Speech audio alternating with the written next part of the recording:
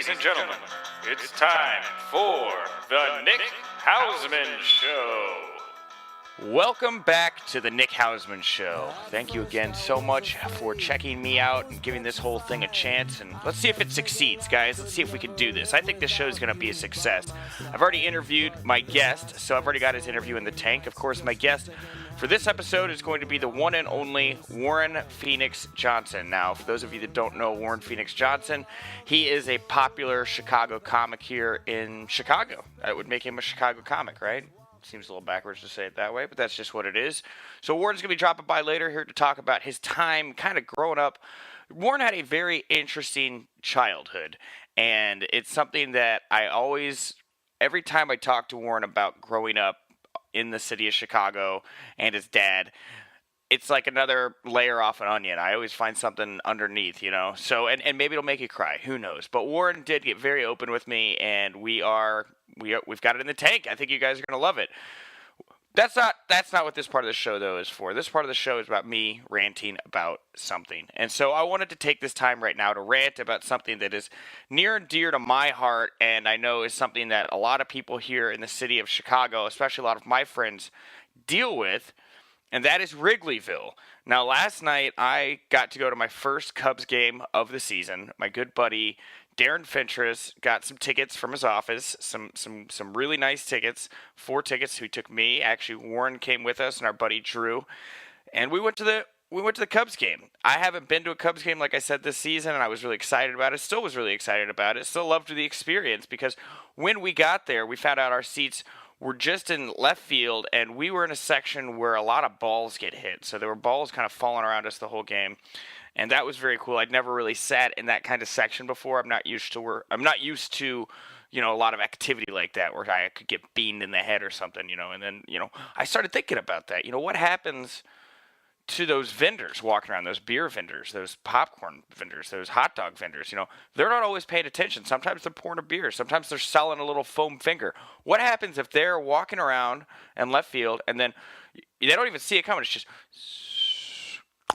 boom, beamed right in the head, and they get laid out. I mean, is that covered with their job? Do they have insurance? Do they not have insurance? I don't know these things. I should slow down first. I should get one of them on the show to find out what is protocol for that, because I was a little worried about that. Well, anyway, we're sitting in this great left field section, and you don't have a lot of problems getting in. Nobody got checked or anything like that, so we get right in, and we had drank a little beforehand because you don't want to drink all your beer at the stadium because stadium beer is expensive. So we had a few beforehand. We were a little good.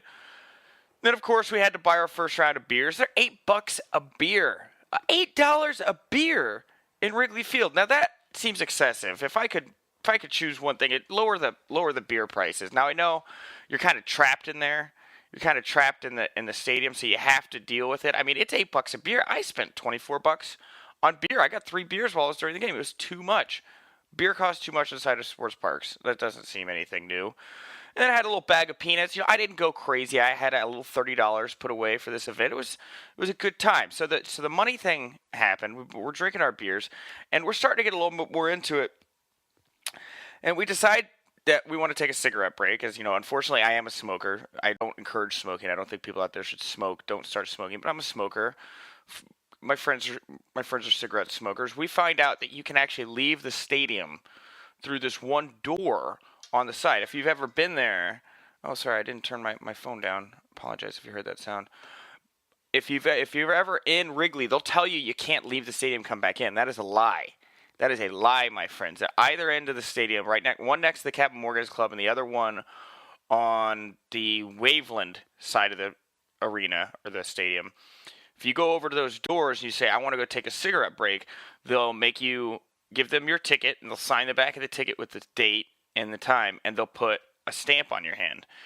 And then you can leave the stadium, go across the street, and smoke your cigarettes there. And the guy, it was funny, I had a little exchange with the guy. He goes, yeah, we don't want, you throw your butts over there, we don't want them over here. And I said, the only butts that I'm going to have in your stadium are the ones in the seats. And he didn't laugh. I laughed. I thought that was a very funny joke, especially just like right on the moment. But he didn't laugh. So we go, Smoke our first cigarette, come back. It's now the fourth inning. We've got our second beer in us. We've had a few beforehand, and there's this guy on the Cubs team. By the way, the Cubs at this point, I think in the third, they were down like 6-1. Great start, but terrible follow-up. Well, it's about the fourth inning now, and we're trying to find things to get excited about. And there's this one player. His name's Nate Sherwood, I think. Nate Sherwood or something like that. The announcer says, "Coming to the bat, Nate Sherwood." And it kind of sounded like he said Nature Boy, like the Nature Boy Ric Flair. And Warren and I both at the same time just start wooing. Just a good solid woo! I tried to move the microphone away. Let me do it again. Woo! Every time this guy came up to bat, we would start wooing. And we thought it was very funny. And it was kind of annoying at first because we were doing it so much. But the people around us all of a sudden realized that when we were doing it, the players started rallying. I think that it was in the fourth or the fifth when we were doing these woos pretty consistently, not just for this Nate Sherwood fellow, just wooing for everyone. We were just having a grand old time wooing. We came back like 5 runs, tied the game 6-all. So we would start wooing, and then you would start hearing waves and waves of people around us going woo, woo, woo, woo, woo, into the sunset and all around the stadium. And I really hope now that when people go to Cubs games, the woo takes off.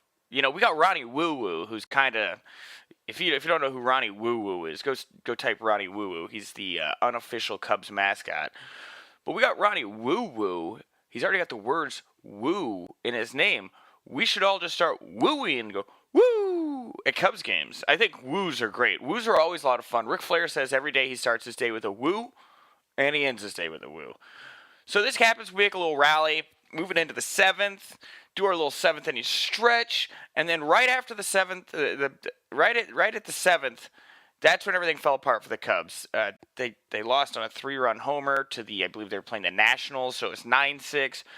And we were, again, a little into it with the drinking and the smoking at this point, so cigarettes, we wanted to go smoke another cigarette. So we went to the door we went to earlier, and we said, hey, we've got our tickets, we've got the stamp, we want to go walk across the street and smoke a cigarette. And the guy said, it's too late in the game, you can't do it. You can't do it over here at least. You got to go do it at the Captain Morgan's Club, which is on the other side of the arena. We're like, you got to be kidding me. And he's like, no. And I'm like, all right, whatever. So we walk all the way around Wrigley, from left field to right field, to the Captain Morgan Club. We get there. It wasn't too bad of a walk. I actually like walking around inside Wrigley. I don't want to complain too much about this. We get there. We actually, I had a beer in my hand. They let me go from the stadium into the Captain Morgan's Club with my beer, which I thought was pretty cool of them. It was more than decent. So I got to go into there with my beer, finish my beer. We walked outside the gate. We looked at the guy first, and I said, that guy, if we leave here, are we going to be allowed to come back in? And he's like, nope. And I said, no, the guy over there said that this is totally what we could do. And he's like, I'm just messing with you. Yeah, you guys can totally come back in. I don't care. I mean, it's the 8th inning at this point. I mean, what are we going to do? Which is what we thought. So we said, we're sitting there smoking our cigarettes out now in the little plaza over on Addison and Sheridan, I think it was. Sheridan or Sheffield? I think it's Sheffield. Over at Sheridan and Sheffield, we're sitting there having our cigarettes. And I say, you know what, man? We don't need to have these cigarettes here, or we don't need to watch the rest of this game. We are so down now. Let's go to the Nisei Lounge, which is down the street in Wrigley. Let's just go there, finish the game there, have some shots, have some drinks, play some darts. And everyone's like, yeah, let's do that. So we walk over to the Nisei, and I haven't been to the Nisei Lounge since I used to live right over it. And it was cool to be back. I saw Lou, the old bartender there, and Trish, who I love as well. Lou actually had her son there, and I was wearing my have you seen my zombie t-shirt? And he's a big zombie fan, I guess. So I love, when kids get all excited about zombies and stuff. And he everybody was really excited. Nice little time out in Wrigley. Now, that actually all sounded like a really positive story. I thought I was going to find more things to nitpick about this experience because Wrigley is usually kind of gross and fighty, but this is actually really kind of a nice night. I will say, though, I used to live, like I said, over the Nisei Lounge in Wrigley, and I fell asleep every night to the sounds of Wrigley fights, and it was not very exciting because it was just a lot of guys going, "You want to go, bro? Bro? You want to go?" And then you'd always hear a girl go, "Get in the cab! Get in the cab! Get in the cab! Come on, bro! You want to go?" And there was never actually like any kind of fight. It was more just like constant dick measuring. You know, the fights that did happen were never actual fights because everyone's too drunk. You know, you watch UFC, that's a fight. These aren't fights these guys are having in the streets. These are just drunks posturing, you know, around the watering hole. Anyway. All right, so that was my rant about Wrigley. Did about exactly 10 minutes. I want to do one more thing before I get to Warren's intro. And that was recently with the Nick Hausman Show. I've opened at Nick Hausman Show on Twitter, Facebook.com/Nick Hausman. I just wanted to say thank you to everybody out there for helping me get to the 30 likes at Facebook. That gives me access to my analytics. I can start seeing what you guys are looking at. What are you reading? What can I be putting out more of? Do you guys like podcasts? Do you guys like pictures? Do you guys like videos? What do you like? We're going to figure this out. But over on Twitter, you guys have been nice enough to start already contacting with me. I wanted to give some shout-outs to Ben Hameen, who is a wrestler of Middle Eastern descent based out in 2CW in New York. He told me to rot myself in Christian hell, and then he called me an infidel. So we'll have Ben Hameen on. We'll figure out why the anger, why the rage towards me, why Christian hell. Why couldn't I go to Muslim hell? I don't know. Ashton Vatan, former protege of mine in pro wrestling when I was the character Ronaldo Piven, is wanting me, Dr. Ponzo, also known as Sherman Edwards, and Colonel Jesse Anderson, Corrigan, whatever you'd like to call him, to get together, have a little Piven family reunion. Well, we're going to make that happen. And Jesse already knows about it, and Sherman already knows about it. We're going to find a time to get the Piven family back together, get a little picture, put it up on our different social sites. Mission Improbable. I asked them when I was doing my fantasy draft this past week, who should be my number one pick, and they said us. Well, I can't do that. Mission Improbable. Mission Improbable. I love those guys. Very funny comics, but I can't pick you guys. You're not on my draft. My first draft pick was actually Arian Foster.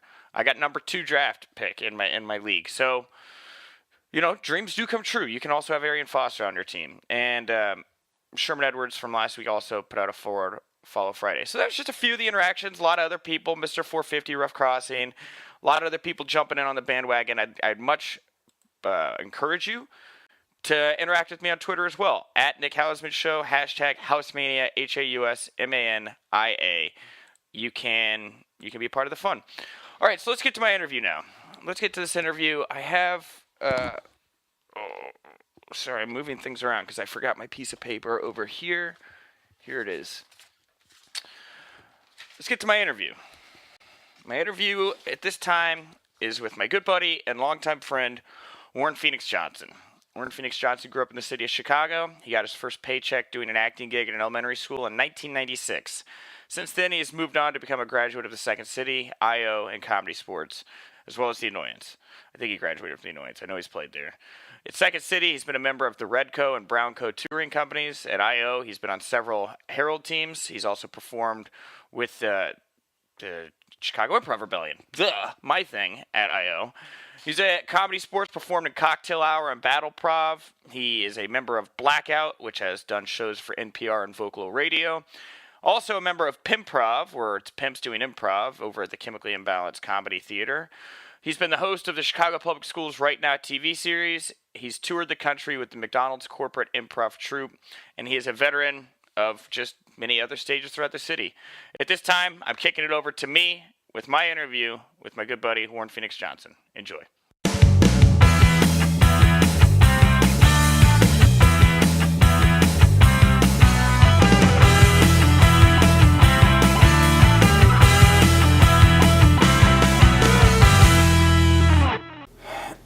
All right, I'm just going to start with this, and then we'll see if it dies. If it dies, then we have to do it again, Warren. You want me to pull this chair over? Do whatever chair you want to come over. You want to come over here? For audio purposes. If you can't tell, we're doing a different audio setup for this interview because Warren couldn't get Skype. Shit. He's not accessing to Skype. What's going on? I just dropped tobacco on myself. Warren's rolling a cigarette right now. Oh, man. This is why you shouldn't smoke cigarettes anyway, but this is why I particularly don't roll cigarettes because they're messy. Myself. They're messy. They are messy. They're a messy thing. Like if you're gonna pay to smoke, if you're gonna make the choice to be a smoker, and again, I used to work for RJR Tobacco. This is what you got to say. You're making the choice to smoke. it should be a good choice. It should be a choice that you're comfortable with, I like a good cigarette. You just do a commercial? Are you doing that? I'm not selling cigarettes. I mean, if you're listening to this, I'm not by any stretch endorsing cigarettes. If you don't like smoking, don't like smoking. Smoking will kill you. They call, they call cigarettes in England coffin nails. Oh my God. Because it's like every time you smoke one, you're putting another nail in your coffin. You're like with every smoke, with every cigarette, you're killing yourself. Thoughts on that, Warren Phynix Johnson? Yeah, that is true. But you know what else is true? Every day you wake up, you're dying. So, I mean, I'm not either advocating smoking. I think it's a disgusting habit. Part of the reason why I smoke the rolling ones is because they don't stink as bad. And I like that head rush, y'all. Sure. Well, we're not here to talk about cigarettes. That's not what we came on. That's just what we started talking about because we were getting settled. I'll set my timer here. I gotta watch the ums. I'm not supposed to be saying It's a bad habit. Yeah. It's a bad thing to say, And if you're sitting at home and you've always said to yourself, I want to do a podcast, first rule, don't say Fuck ums. Fuck ums. So Warren, I wrote down some things here, and before this, I did a little intro for you where I went over some of this. So let's start at the beginning, Warren. This is what I did with Sherman. The last episode. Did you listen to the last episode, Warren? No. Not listen to the first episode of the Nick Hausman Show. Okay? I think I liked it on Facebook, though. That's fine. I'm almost at 30 likes. At 30 likes, I get my analytics, and then I can start really seeing my traffic. Yeah. That's dope. It's great. I'm really excited. It hasn't been long. How did you... Okay, see? People like the Nick Hausman Show. It's not an amazing start. It's a good start. I don't have 1,000 followers yet, but they'll come. But this is about you, Warren. This isn't about my Facebook page, the Nick Hausman Show. You grew up in Chicago. Mm-hmm. Where in Chicago did you grow up? On the south side of Chicago is where I grew up, and then my dad got married. We moved to the South Loop of Chicago, and that's where I lived until graduated high school, and went to New York for a little bit for school, then came back. Whoa, wait. One thing at a time. I didn't say, tell me your life story. I said, where in the city did you grow up, Warren? You said the South Loop of Chicago. Now, I grew up in a suburb, in Houston, Texas, the Woodlands, Texas. What is the South Loop? Is that Roosevelt? Is it further south? It is. It's Roosevelt and Michigan Avenue is where we lived when I was 14. But before that, my father and I lived on the south side, 49th and St. Lawrence. It was kind of rough over there. I mean, it's gotten better, but it was a rough one. So you lived just with your dad. So was your mom around, or was it? What was the situation like growing up, Warren? My dad and he had help. We lived in this great building with a bunch of family members. So my great grandmother, my godmother, my auntie, my regular ass grandmother, cousins, and my dad. And I stayed with my dad, but I could sleep at my great grandmother's house because she had a room for me, and my dad had a room for me, so I could bounce back and forth from apartment to apartment. You were bouncing around apartments. By the way, I've always loved your use of the word auntie. You're, I think, the only person I know that says auntie, and I don't know. I feel like it's a very southern thing, but anyway. So you're bouncing around. You said you were kind of bouncing around like this till you were 14. Is that what you said? Yeah, but it was like one big building. We all lived together. Okay, so big building. What were you like as a student until the age of 14? What was your student life, Warren? What kind of a student were you until 14? I was a good student. Warren's texting right now, by the way. I had to respond. I don't want to be a creep. I don't ignore text messages or phone calls, y'all, on purpose. So if anybody hit me up and don't hear back from me, I'm not doing it on purpose. I just need 40 minutes of your time to talk about your life, Warren. You're already getting distracted. You're text messaging other people, I had to respond. I don't want to say a little neurotic about that, but it's like I'm sitting here, I'm deep in thought with you, Warren. So I'm pretty deep. I'm pretty deep in thought right here with you right now. I'm thinking about what was Warren Phynix Johnson like as a kid, young kid, grown up, south side of Chicago. Were you staying out of trouble? Were you getting into trouble? What was life like? I was not in trouble at all. I was never, unless it was something goofy, some goofball ass shit coming around the kids' classrooms and acting a damn fool in the classrooms of my elementary school. And other than that, I didn't really get into trouble. Not unless you count harassment from gangbangers. You know, which taught me. Well, it kind of made me a little salty about motherfuckers who try to bully me. So when I got older, I got a little more aggressive. But yeah, as a kid, I was just a goofball. Cause my dad would take me because my dad was an entertainment journalist, so he'd take me to a bunch of like movies and comedy shows, a lot of stand-up shows. I got to meet a lot of celebrities as a child, and I thought that's how it's supposed to be. Like, supposed to have a good time, goof off. Let's talk about your dad for a second. Obviously, your dad is a huge influence still. You know, will be through your whole life. Now, unfortunately, your father passed away. But you know, what was your dad? Describe to people. Your dad sounded like a badass dude, and so like tell the people about your dad for just a second. My father was really funny. He had a great, like a real quick wit with words and things. I always enjoyed watching him when he was on television because sometimes he would do his reports on TV. And his friends were usually like very successful people or like celebrities and shit. You know, like name some celebrities that were friends of your dad. Let's just say some names. I mean, I don't want to be Johnny Name Dropper, but, you know, people like Ellen DeGeneres, Dave Chappelle. Went to the movies with Dave Chappelle. Hung out with Ellen DeGeneres a couple times.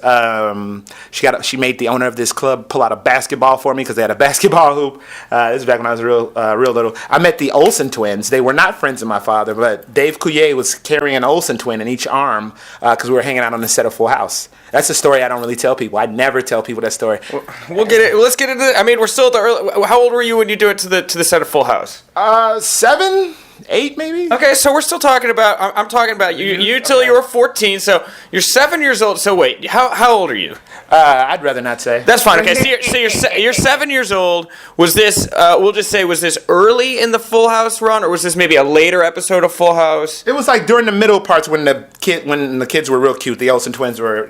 What was it like? You got it, dude, and all that shit. Okay, so they weren't babies. They were up and saying hilarious things at this point. Yeah, you know, like 2-year-olds maybe or some shit. You know, so like. I wonder if it was before You Got It, Dude. You know, this is a long time ago, but they were small enough to fit in Dave Coulier's arms. How cool was that, just like being there and actually seeing Dave Coulier holding the Olsen twins? I would think that now, knowing like how much nostalgia everyone has for that show, that there are a lot of people that would have loved to have seen that. Was the whole experience very surreal? The whole experience was surreal, but interestingly enough, as I met them, I was still coming down from talking to Tom Hanks because we ran into Tom Hanks. Whoa! Time out. Okay, time out. This is a story I don't share with people. Time out. So before you got to the Full House set, as we were walking through the studio on our way to the set where they were rehearsing, Tom Hanks was walking with somebody, and interestingly enough, my father had just interviewed him that week. So he was like, "Oh, hey, Tom, I'm Alan Johnson." And Tom Hanks goes, "Oh, yeah, I just talked to you this week." And he goes, "Yeah, from the Tribune, yeah." And we were my dad's dad and his wife, and they had a couple of kids. And so, he got to show off like, "Yeah, this is my family. Dad, I'd like you to meet Tom Hanks." It was crazy, man. It was a crazy time. Now, Tom Hanks then, so like if this was, because Full House was popular, what, 94, 95, yeah. I'll say something like that? We're talking about big Tom Hanks, Turner and Hooch Tom Hanks, Mighty Joe Young Tom Hanks. But we hadn't seen Forrest Gump Tom Hanks yet. This was pre-Forrest Gump Tom Hanks, so he hadn't won an Oscar yet. No, that's pre-Gump, yeah. Wait, when was Philadelphia? Philadelphia was 94. It was pre-Philadelphia. Pre-Philadelphia. Yeah, right. It was like a couple years before Philadelphia. Did you get that vibe from him, like this guy, when you met, do you remember like meeting this guy and being like, this guy, I feel like there's a lot to give here from this gentleman, a lot we haven't seen yet? Dude, I actually didn't. I was just freaking out because it was big Tom Hanks. Big, man, that fucking movie to this day. Well, not back then, but now as an adult, a random tear will creep out, man, at some of the weirdest parts. The fucking piano part touched me as a child, touches me as an adult. So I was still like, damn! I'm playing chopsticks in my mind as he's talking and shaking my hand. Yeah, man, my dad was great for that. We hung out on the set of Hoodlum one time. Okay, wait, one step at a time, all right. So Tom Hanks was going to or from somewhere, and you walk into the Full House set. I want to know, does it look like the TV show? Do you feel like you're in that house? Did you get to like walk around the living room? A little bit, yeah. I got to walk around the set just a little bit. They didn't let me go crazy, and plus I didn't want to make my father look stupid. So. Sure. That's got to be. I loved Full House. I would have been like up on the banister, like leaning over it, being like, "Danny." I can't believe we didn't take any pictures. That shit wild. Yeah, and my dad No got pictures, some wow. pictures, Yeah. yeah. My Well, dad- you got mental pictures. That's the most important thing. Yeah. I guess that's cool too. But that's just again, this is a story I don't really share with people. Well, it's exclusive. It's the Nick Hausman Show. Yeah. Okay, so that's pretty badass. So after 7, full house, you're turning 14 years old. You say you move now to Michigan and Roosevelt area, yes? Downtown, man, right by the Field Museum. Yeah, right by the Field Museum. Okay. And the aquarium and all that. And at that point, I had already knew that I wanted to be an actor, and I had already auditioned for the drama program at Lincoln Park. I was already in high school. Yeah, I have written down here you got your first paycheck in acting in 96 doing an elementary school play. I read that on your IO bio. Now tell me about that. I want to hear how this. So this was before you were 14. You'd picked up. I was just turning I had just turned 14 because it was a Christmas thing. So and my birthday's in November, so I had just turned 14. Okay. Yeah, and I played Scrooge, a knockoff Scrooge. This woman had a production company called Kids Are People Too. It was like her theater company rather, and she used a bunch of child actors and got us money to do this shit. Like before that, I got paid to play a clown once. Like not in a play, just show up to this and fuck around with these kids, and they gave me like $100 or something. And Was that just because people knew you from around the neighborhood as being the funny guy, where they were like, "Oh, let's throw some makeup on Warren and just see how we can tie balloon animals and see what happens"? You had to audition to get into Kids Are People Too. She was going around to elementary schools all around the city to find child actors, and she came to my school, and I auditioned, and then did the callback. The callback, we had to do some improvisation, and she thought she enjoyed what I did. But she thought, what did she say? Actually, my grandmother told me I wasn't supposed to don't make dirty jokes. I made a dirty joke, allegedly, from my age. It's talking about, like, the scenario was our daughter showed up home late or whatever, and my natural response was, well, yeah, we were upset, we're nervous. I couldn't get no nookie. I can't get no nookie. Like, this is goofing off, having a good time, you know. And that's something that I do enjoy about when I watch improv is when motherfuckers are having a good time, it makes me have a good time. And I learned that lesson real early.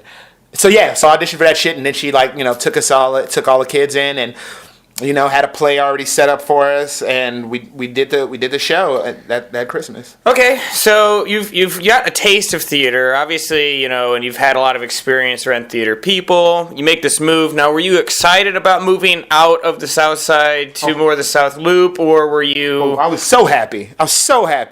Fuck gunshots. Fuck the hood, man. Like, I shouldn't say that. I can't say that because, interestingly enough, after moving to the South Loop, so I moved from the South Side, you know what I'm saying, a neighborhood called the Low End, and I make friends with this one kid who lived in Cabrini Green Projects, and so we started hanging out in Cabrini Green Projects, you know what I'm saying, it's like from bad to worse, and but my whole thing was like, I don't have to live there, but like, you could act a damn fool in the hallways, and there wasn't a lot of adults around, and like the older I got, like past 14, when it was like, this started around 16 when I let's talk about this move. Okay, so you move to the South Loop. You said that at this point you had maybe got a little jaded from where you had grown up around you. Now, is this were you moving productively in theater? Were you getting into trouble? What were you doing? How was life now in the South Loop? From 14 to 15, man, I was still a good kid. 15 got a little mischievous. We used to vandalize things. You don't have to incriminate yourself on the Nick Hausman Show. In fact, I'd encourage you to not incriminate yourself on the Nick Hausman Show. Yeah, okay. I was 15 before we realized how to hone in our energy, so to speak. But yeah, so 14, 15, I started working for a theater company called, it's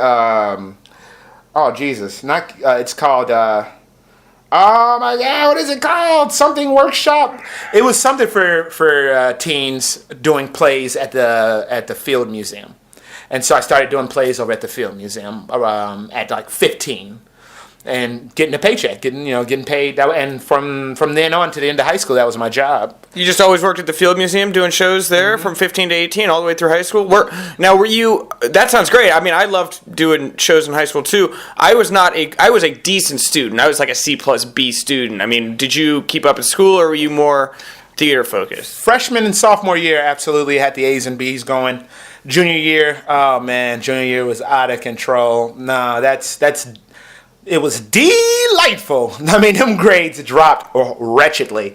And yeah, I was caught up in that theater shit, and I was partying a lot, more than a child should be partying, like in the daytime, you feel me? Was your dad still around at this point, or? Absolutely. Yes, okay. Yeah, my dad was still around, and we were still doing super cool shit. Damn. Yeah. Movies, went to the movies with Dave Chappelle once.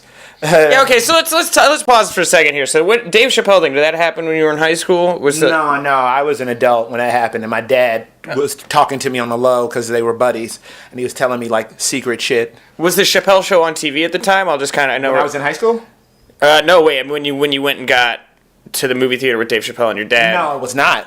No, I think Nutty Professor had just came out or something, and me and my buddies were just like, "Oh, we love that bit." And then I told my dad that I like that guy, and he's like, "Oh, I know that guy. We're buddies." I was like, "Oh, no, you're not." And he's, it's like, "Oh, I got this video of him, this video of him." So I became a Dave Chappelle fan. He had already done Half Baked at that point, though, right?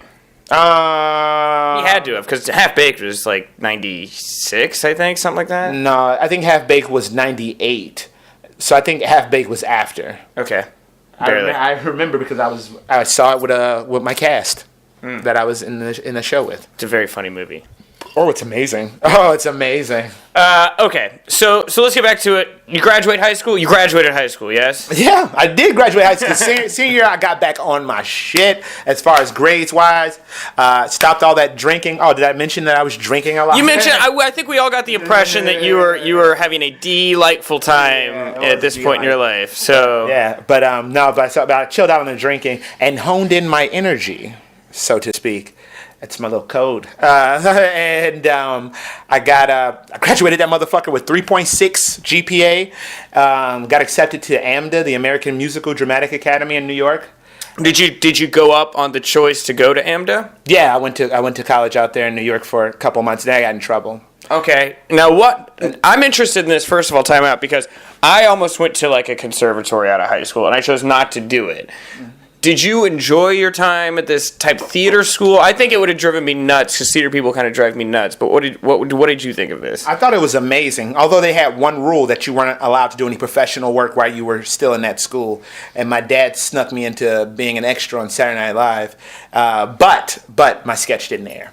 Well, this is very sad. Yeah. Oh, it's sad, but it's also okay because, like, in this same token, if it would have aired or I would have went on, I would have gotten in trouble at my school. That probably would have been a better way to get in trouble than the way I actually did. Yeah, do you want to get into that, or you just want to say you got into trouble and then no longer went to this academy of excuse me, by the way, for that belch, of theater? Did you just say you just want to leave it at that? Yeah, I'll just leave it at that. Okay, fair. That's fine. That's fine. Again, it wasn't drugs, and it wasn't like some sexual thing. You know what I'm saying? It was more so like an altercation with me and a couple people. You know what I mean? Like motherfuckers trying to be G's. You know what I mean? It's like, are you fucking kidding me? Do you know where I'm from? Do you know what I've seen? Was there a little Chicago, New York heat there? Were you like? No, these were motherfuckers from like small towns who moved and, I don't know, thought they became G's or something overnight. I don't know. Like, it's interesting. It's interesting to see how people think they can try to, like, bully somebody because they have an impression of them. You know, I'm a goofy motherfucker. Like, I like to have a good time. I'm always on some laughing shit. And sometimes motherfuckers see that wrong. Now, mind you, I was younger. I didn't know how to express myself properly, because, like, you can cuss a motherfucker out really good and it'll feel like they got hurt, you know what I mean? But it doesn't really make anything better. Makes me feel better. But for a little bit, not forever. No, I've cursed out some people and felt great for, like, done with it. Like, damn, that was a good-ass curse out. And some motherfuckers need it. Some motherfuckers be begging for that shit. Okay. But Okay. I've been trying to be a nice young man these last few years. It's hard sometimes, I've also I got a little piss and vinegar in me as well, and I've definitely done my fair share of yelling, but I try to keep it in the past. It doesn't help anything to start yelling with people. You're never gonna get anything productive done. I mean, it just doesn't seem to work, Yeah, I don't know, man. I've cussed out some people, and they have totally changed their fucking tunes after being set straight. And I feel like at times they're like, "Set me straight, please. Could you please set me straight? I choose you." And it's like, well, happy to oblige, motherfucker. You know what I mean? But and you know what else is interesting about that mentality? I tried to not do that.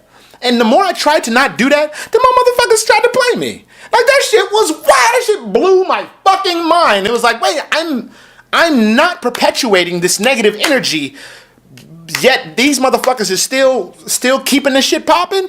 And so then as soon as you drop, then of course I step outside myself and let a motherfucker know what it is. And then they're like, oh, Warren. Oh, Warren, I'm sorry. Oh, Warren, I didn't mean to. Yeah, my fucking ass, you didn't mean to. Now, at this point, and I don't know why this slipped into my head, were you doing any rap? Was there rap involved in your life at this time? Yeah, man, I was still rapping. When I came back to Chicago, I hooked back up with my rap group, and our album was done, and we were selling it at parties and at our shows. How long have you been rapping? Your whole life? Has that always just been something you like to do? I started that. I don't even consider myself a rapper now, because that shit ain't, that's not my thing. But I started rapping in high school. Freshman year of high school, so we was 14, and I had a boom box, and you could like play a beat on one side and record on the other side and speak it to the microphone. So we would just rap over other people's beats and then pass out these free tapes and shit to get some type of recognition. It was an interesting time, but that whole rap shit got kind of crazy later on. Like the older we got, like motherfuckers like trying to emulate their fucking lyrics and shit, you know what I mean, and getting themselves in trouble. I don't know. I have no idea. I played violin and was like, I grew up in a really white suburb with like, I went to rodeo. It sounds awesome. It sounds so interesting. Never been to a rodeo. Oh, we should go. It would be your first rodeo. And then it would literally be my first rodeo. Yeah. And if I hear one person say something I don't want to hear. What is this, your first rodeo? Why? Because I'm black? Hey, dude, Darius Rucker's here, man. It's cool. It's fine. Darius Rucker totally made it. Oh, I only want to be with him. Yeah, exactly. Hootie. Everybody loves Hootie. I liked it. I like that made that trend. But I have no idea. I'm so interested in your stories, because my stories I feel like are just way different a lot of the times about like things I did in high school, So mixtapes, that sounds awesome. I want to get one of those boom boxes where you can like old school rap on top of beats and make it into the microphone. Yeah. I didn't get to do that. And pass it out for free. I want to do that. Why not do that as an adult? I think some people do that. The guys on the streets that are like, hey man. I got a buddy named Thingamajig G who back in the day used to do that, but like it'd be like what Old Dirty Bastard would sound like if he just woke up and immediately shot heroin. Heron? Heron. Did you mean to say heroin? Heron. What's heron? Heroin. Yeah. That's how it's said? Heron. That's one of the ways it's said. That boy. That's what heroin is, that boy. I have no idea. I don't even know what we're like talking about at this terminology point. About heroin. But yeah, the guy sounds wild. And he would charge people like $5 for this shit and actually get people to buy it. Now, recently he started actually making actual songs and putting them on CDs. But, like, back in the day, he had a great gift to gab, man, and people would do that around the city. Oh, man, people would gather at Navy Pier and have rap battles and shit. Oh, man, that was back when, like, Kanye West would be... Like, I didn't know Kanye West. I didn't know him, but, like, a bunch of motherfuckers knew him. You know what I mean? Like, as an adult, I got a couple buddies who was like, oh, I got this beat from Kanye. We was fucking, we was cool back in the day. And I was like, fuck, man, I've never been to a party with him. And he's like, dog, he was there. And it's like, fuck, he probably wasn't interesting to me. I like that your friends both talk and look like old-timey 1950s Disney cartoons. They're like, the tiny arms. Oh, hey, ooh. All right, so let's get back to you. And you are now out of high school. You are now out of theater school. You are now moving back to Chicago then? Yeah, I moved back to Chicago, and I ended up moving back to the South Side because my dad and I, he wasn't happy with me. And I don't blame him. I don't blame him at all. It sounds like you were living a delightful experience at the time, Warren. A little bit, yeah. It was, but after college, though, that's when shit got turned the fuck up, boy. Now, did you finish school back in Chicago? Did you go to... I tried to go to IADT for a little bit, and it just wasn't... Excuse me, my grades were fine, but the fucking financial aid office was like some weird... At least to myself and my parents, like, the financial aid just seemed so crazy. Like, you would fill out your paperwork and blah, blah, blah, blah, blah, and then you get a call, like, at the end of the semester, like, hey, your paperwork didn't process. It's like, oh, what do I have to do now? Well, you have to... file and then take out another one on top to catch up for these late payments or some shit. Like, and it happened twice. And my dad was like, man, hell no. He didn't say, man, hell no, because he didn't speak like that. But like my dad, well, he probably said something like, son, I think they're trying to put you in a trick bag.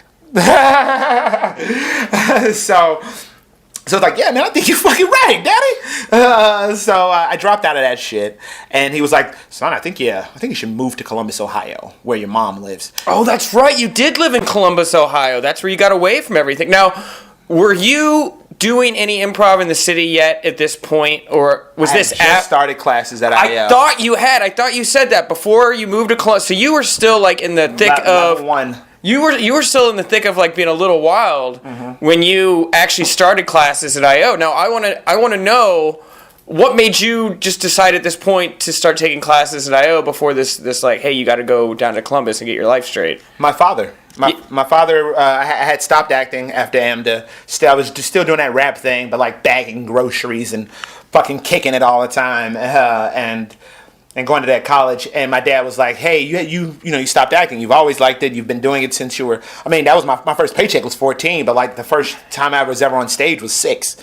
You know what I mean? Doing some type of bit, you know? So he's like, you've always been into that. So like, he's like, my homegirl, he didn't call her his homegirl, but he's like, my friend Sharna has a theater called IO Chicago. We can get you hooked up with some classes. I think you would really like it there. I think that work would speak to you. Now Sharna Halpern, by the way, is the owner and founder of the Improv Olympic, or IO Theater now. And your dad, I would guess, met Sharna interviewing her for theater stuff, or just because your dad was very well connected and well known, and she just, I guess, all over the United States. My father was plugged. It was really cool as a child to watch. Did your dad know Del Close? I don't know. I never asked him. Man, I bet he did. Could have. Very easily could have. I bet he did. I mean, we can randomly Google Alan Johnson and then Dale Close to see if there's an article. I'll do it after the interview. Yeah, I'll do it after the interview, and I'll put it in my prologue here at the end when I do a 90-second little cut at the end there. I'll let people know if that happened or not. That'd be cool. Yeah, That'd be really cool. That'd be awesome. All right. So your dad tells you to go take classes at Sharna. Now, did you meet Sharna before you started taking classes? I don't remember meeting her before. I don't think I did. But I know IO called. I said, yeah, I'll do it. And then IO called me, was like, your intern shift is this day. Come get your this and do that, and then the third. Because Sharna hooked up the internship. Who was your first teacher? Who was your level 1 teacher? And what were you doing at your internship? Because was it still 5 hours once a week at the IO Theater? The same thing, bar backing. And I think my first teacher was Greg. Jesus, what's Greg's last name? I can't think of it right now. I feel like a shithead because I should know his last name. The guy who wrote the Dale Close book. Oh, Jeff Griggs. Jeff Griggs. What a piece Jeffs. Jeff Griggs. What a piece of shit I sound like. He probably doesn't even fucking remember having me in that class. He's never going to listen to this show. I very seriously doubt. But if Jeff Griggs is listening to this show, hi, Jeff Griggs. Hi, Jeff. Like you give a fuck. But anyway, yeah, that was my first class. I had started growing my braids. I had my braids going and cornrows. No, actual braids. But I did before that. Actually, did have cornrows. I know. I've seen you with the cornrows. I've never seen you with the braids. With the actual braids, yeah. So I was interesting. What was it like starting to do improv with Jeff Griggs? Did you like Griggs as a teacher? Did you gravitate towards what he said, or was it something that maybe wasn't resonating with you quite yet? You were still kind of just getting into it. I loved it. It reminded me of everything I'd learned throughout my career. At least I did have a career at that point. So it's like I learned all this stuff, and then I got to this place where they kind of like compartmentalized all this thinking of playing these people in these moments or whatever, and of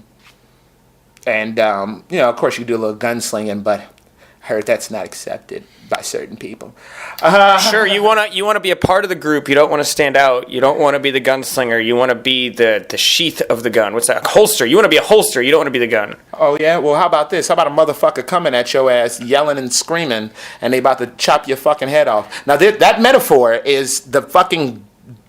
The deafening silence when shit is not going right. You need a motherfucker to step out and bust out...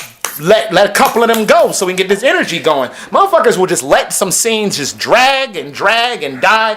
Man, fuck that shit. If we gotta get the energy up, then let's get the fucking energy up. If we gotta throw a wrench into the situation or not a wrench, but you know what I'm saying, throw a little extra seasoning on this motherfucker, then let's put some seasoning on this motherfucker.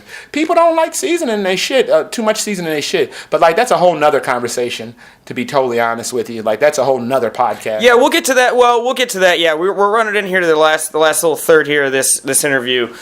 We'll get to more of the IO stuff here. I just want to kind of focus more on you because this is a big point, you know, where you're making the jump now to being a part of Chicago Improv. And Chicago Improv is a very different kind of community than I think a lot of other communities in the city. I mean, especially, you grew up, you know, on the south side, you know, where there was like, you know, different groups, you know, say gangbangers or whatever. You know, these aren't like nerdy white improv theater culture. I just think that it's once you get into improv, the improv community, it can be kind of a different place. I mean, did you immediately feel embraced by the improv community here? Did you feel like the improv community was a little apprehensive about allowing you into it, you know, because you had a different energy and maybe that mentality of you've got to get stuff going, whereas a lot of other, you know, I don't want to say nerdy, heady thinker guys, you know, that run around I.O. are more about pacing themselves and not jumping into those kind of aggressive situations. Did you feel embraced, or did you feel like this is, you know, it's taking a little bit to warm up here? When my dad said take the classes or whatever, I was like, oh man, that's great. That's a great idea. I do need to be back in theater, around theater people, because I've been doing it, and I have been around these people for a long time. And when I got to I.O., man, it was one of the warmest embraces I've ever had walking into some place. I used to intern TJ and Dave when it was called TJ and Who's TJ Bringing In This Week? You know what I'm saying? I think, if I'm not mistaken, I did like the first show of a TJ and Dave. Like the first time Dave Pasquazi was up there, it was, and the thing that was really interesting about it was like watching them on stage and, you know, playing these characters, or, you know, having, whether they're playing aggressive or whatever the fuck it is, off stage, these motherfuckers were just super nice, super cool, super, hey, Warren, chill out, you want to chill out? I remember, like, hanging out with these motherfuckers when I'm supposed to be carrying ice out back. Whoever was house managing at the time, it wasn't Cochran, but Eric Cochran worked there. Shout out to Eric Cochran! They would have to come back and get me, like, well, TJ Dave, we'll need him back in a minute. You know what I mean? Type of thing. Like, they were real cool, man. And that was something that I was going to miss. When my dad was like, it's time to leave, I was going to miss that. It's true. There are a lot of very cool people at I.O. TJ and Dave, very cool people. That was my first internship, was working there nights. And I guess, at this point, did you know what the Herald Commission was? You had no idea so level one, you had no idea what the Herald Commission was. I didn't even know how the whole fucking thing worked. I didn't know that you did shows at the end, and you got placed on a team or some shit. I didn't know anything, any of that. I didn't give a fuck. I was really into getting that fucking, just eating up all the fucking culture, all the theater, because I had been separated from it for so long, and it was like, fuck, I missed this. You know, and I really didn't give a shit about it. If I was going to be put on a team or none of that, I was just really into just being there. So what prompted your dad to say that maybe Columbus, Ohio would be a better environment for you? I think I got arrested again or something like that. I had been arrested a couple times. And so he was just like, oh man, you just get the fuck out of here. Just go to Columbus, Ohio, where your mom lives. Because you haven't lived with your mom since you were like 5. Now, was that a conscious choice? Did you not want to live with your mom? Or was that just what it was type situation? I think I'm going to go no comment on this. Fair. That's totally fine. So you go live down with your mom in Columbus, Ohio. Yeah. For how long were you down there then? I was down there for 4 years, and I didn't necessarily, like the first... 4 years? Yeah. What? I didn't know you were down there that long. Yeah. Man, all right. So Warren Phynix Johnson moving to Columbus, Ohio, middle of nowhere. Was it legit like a hilarious film where it's like you show up with your like do-rag and like, you know, you're like, these are my baggy clothes, and then there's farmers everywhere, and you're like, damn, you know. No, it was actually kind of the opposite. I moved down there, and I had made some friends because I used to visit my mother on summers sometimes. And so I moved down there, and my friends were kind of wild. A lot of, bunch of black kids, and there's like a couple white guys, but like it was, I was very surprised at what I found in Columbus, Ohio. And I was actually, for 2 years when I was living down there was a good chance I could have been shot, if not murdered. Whoa. Is this just a nut? Did you immediately gravitate towards another bad crowd in Columbus, Ohio? Yeah, kind of. I mean, they weren't, I don't want to call people bad, but that's true. Okay, I just want to say maybe a negative crowd. Negative crowd. Okay, I want to say maybe a crowd of people that don't always have your best intentions in mind. Sounds bad too. No, I'm just saying. Okay, so are you? What do you think? Okay, do you find yourself attracted to situations that are dangerous? I felt like there was these guys were showing me all this shit you can get away with. They were just doing a bunch of wild shit. And it was like, fuck, if they can get away with it, so can I. And I kind of thrusted myself. And then plus also that rap shit. Like, they're all rapping guys, you know what I mean? So we would party with other rappers, you know what I'm saying? And they would, it would just be the type of mentality that you may, expect from a bunch of rappers.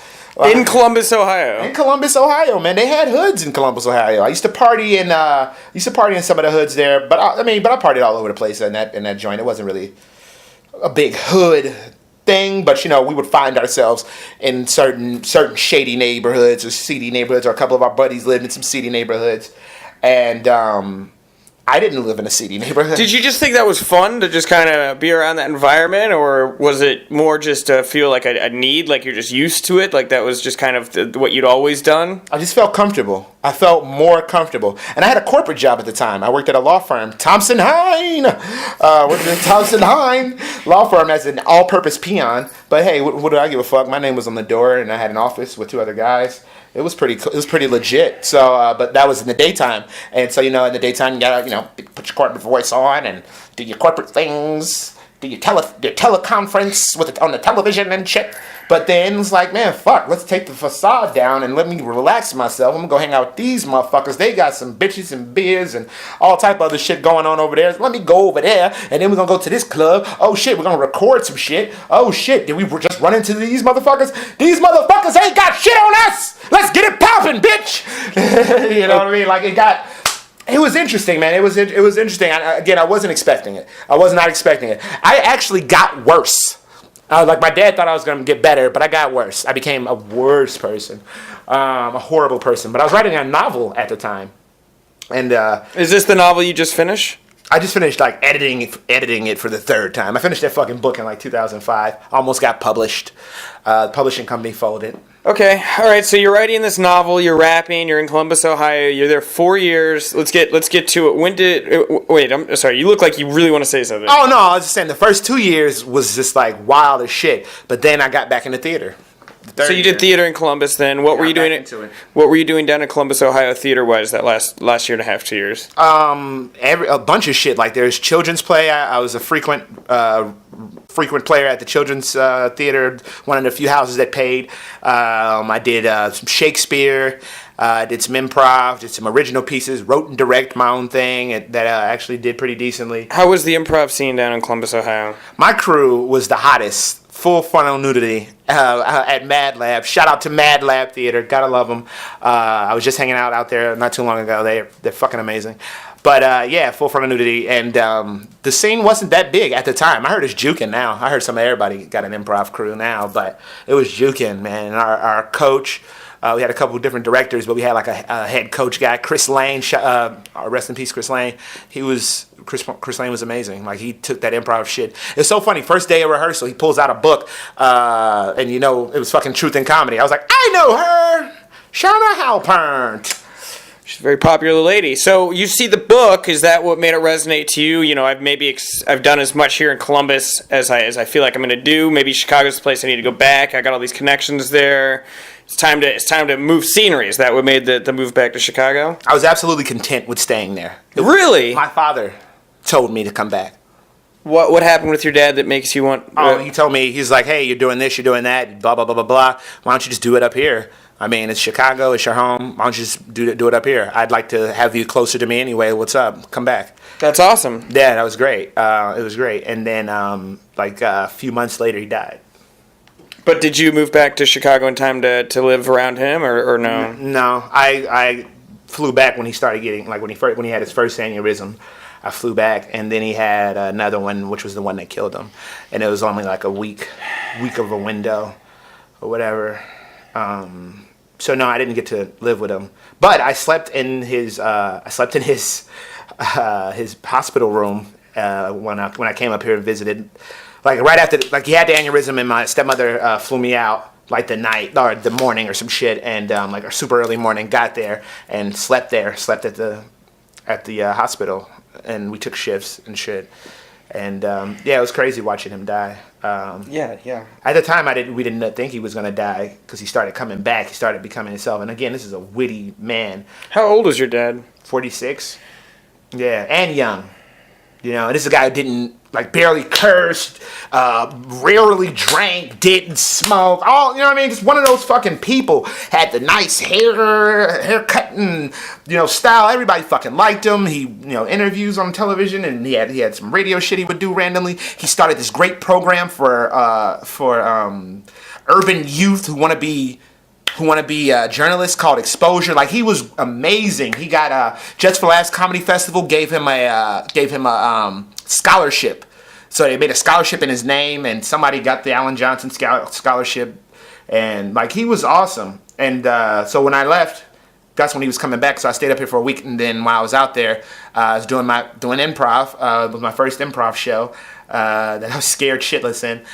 But then I got a call saying that he had another one, and that was it. So come back. Okay, so And then I came back, and then shortly after I moved back. all right. Well, then once you got back to Chicago, I know you immediately kind of jumped right back into the scene. You know, it was kind of, you were very motivated, and you had a lot of chutzpah there. And pretty quickly, things just started to pop one after another. I think you can see that the list of things here I had written down to talk to you about. We got to one of them, and that was the first paycheck you get in '96, and that was we didn't get to anything else. So man, he's got some good stuff on his paper. yeah, I know. We're gonna have to get back to it. You're gonna have to come back on for part 2. This is what happened with Sherman's interview as well. Sherman also has to come back. You'll probably have part 3. I mean, it's not. I think it's all. I just have to keep saying parts. Because, you're going to come back on the show many times. But it's interesting to think of it like it's chapters. It's like part 1. This was, if you want to go back and listen to the part, who the fuck was Warren Phynix Johnson before he got to Chicago and really started doing improv? I'm not talking 8 weeks with Jeff Griggs. I'm talking really starts getting into improv, Who was this man? I really enjoyed it. Yeah, this is all on tape now, man. Hey, man. Hey, this is crazy. I'm not going to read any of this because I don't like to give away spoilers. But No, I'm gonna read all this at the top of the show before I'm gonna introduce you at this. You didn't even hear this yet, but everybody else has already heard this list you're looking at. Man, this is some nostalgic shit, though, man. Man, that McDonald's Improv Corporation. Next show, part 2. The McDonald's corporate stuff we'll get to now. Oh man, what a great job! Great gig. Before I let you go, I gotta ask: how, if people want to find you on the internet, can they do that? What are the places to find and support Warren Phynix Johnson out in the world? I really don't have anything to. Like, I don't really want to tell people to go to my Facebook. I don't really want people to go to my Twitter. Do you have a Twitter? I do. Do you not want to say it so you can get followers? I don't really give a shit. You don't? Okay, so we won't do that. You should create a fan page for people that want to become fans of Warren Phynix Johnson. I should totally create a fan page, man. It is true. Because, like, I just realized, like, all my social media shit, I'm like, well, I don't want... Because, like, you get I know you get these like Facebook friends and stuff, and you'll see people and be like, oh yeah, we were at that party together. But then you'll see some people like, man, who the fuck is this? And then you'll be like, oh, they got 100 some odd mutual friends, but who the fuck is he though? And you gotta do research and shit and be like, oh, this motherfucker. Because, you don't want to be a dick. Again, I don't ignore fucking shit. Sure. Well, this became less a social network plug and more just a fuck social networking type diatribe here at the very end. Kiss my ass. All right. Well, I want to thank you for coming on the show, Warren, and we will be back with another part 2, and we'll do this again. Thanks, man. This was a lot of fun. Yeah, we'll do it again. Yay. Bye. Back to you, Nick.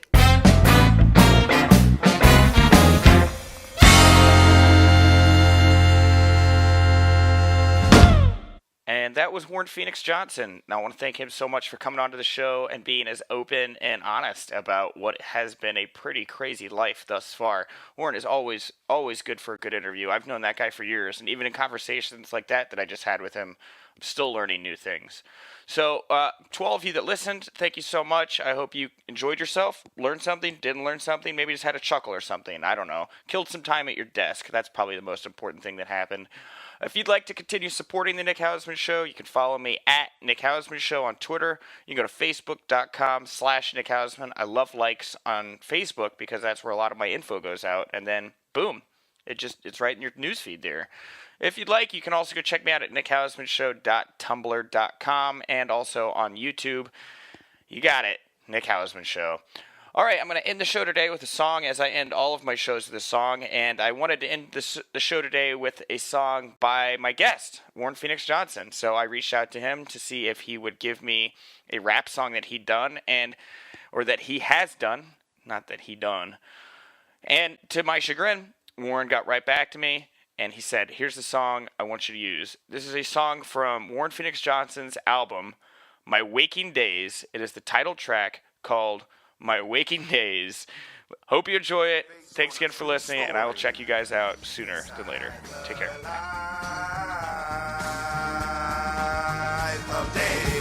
Disgust, honor, and trust. Drove money, celebrity, so scummy with weaponry. Yes, sir, I am the trees. Better made a better me. Is the world ready for rough? They better be. Back in shorts with my afro out. White tee, bag of weed in my shorts, no doubt. Smoke more than I sold, and I've been sold out. Couldn't pitch the whole ounce. Counting on a suit with a split in my mouth. Getting my hair braided. Been spent my life since I relocated to the OH. Ride with the CO's natives. Slipping in an office where I see no faces. Cops are glisten on the harness and fleet with shown capers. So by day I may pay the cop corporate papers up in the corporation who do crime, do revenue, cause these close cases. Day's business play oblivious, cause ignorance ain't bliss, it's a sweet oasis. Achieving my corporate greatness, playing the economy like Monopoly, properly learning with game. Y'all should listen to DER. I've seen the limelight, street lights, and the lights of the ER. Dying with millionaires and hobos who live in cars. I cherish my waking days, but shit was far away. Karma tell the truth, and every dog will have his day. Cherish my waking days, but shit was far away. Karma tell the truth, and every dog will have his day. I swear to God, I have my day, I swear to God. Further down the timeline, my attorneys and I die fine in the fast life where time fly relative to Einstein. They donated to my cause and I took collections. They got me hooked with connections. Picture an arms dealer with a book of investments, moving automatic weapons and bulletproof vests. That was my side hustle. I was his brachialist, the side muscle. Still had bags of kind lime to juggle. At hindsight, I felt the trouble, but greed had me like fuck it. Break down, going to bounce the nuggets and close calls with the law. Had me running in public, scared to be involved with it all. You're still stuffing the judges. Then on the trip to the shy, I gave my pops some news that his son was a crazy dude. He said, son, that ain't true, cause that ain't how I raised you. Y'all should listen to DER. I've seen the limelight, street lights, and the lights of the ER. Dying with millionaires and hobos who live in cars. I cherish my waking days, but shit was far away. Karma tell the truth, and every dog will have his day. Cherish my waking days, but shit was far away. Karma tell the truth, and every dog will have his day. I swear to God, I have my day, I swear to God. To my father, I promise to cease my involvement in entrepreneurship and all that's lawless. Still smoking cigars, but it's been a passionate life. Got me started, jumped back in theater. It was rebirth of the artist that started my starship. Had me riding high like I was flying a starship. Cut my hair to clean up my image. Unknowingly, these activities corrupted business. New management ain't like my acknowledgments. I got victimized by corporate politics. A smear campaign, they extorted my dealings. Fabricated facts, got me escorted out of the building. Career murdered and my bank account took a killing. Then my pops moved to where God lived. In the middle of his prime. You see how precious time is, and even though we gone, still honor that promise. This is the DR. I seen the limelight, street lights, and the lights of the ER. Dying for millionaires and homos who live in cars. I cherish my waking days, but shit wasn't far away. Karma tell the truth, every dog will have his day. Cherish my waking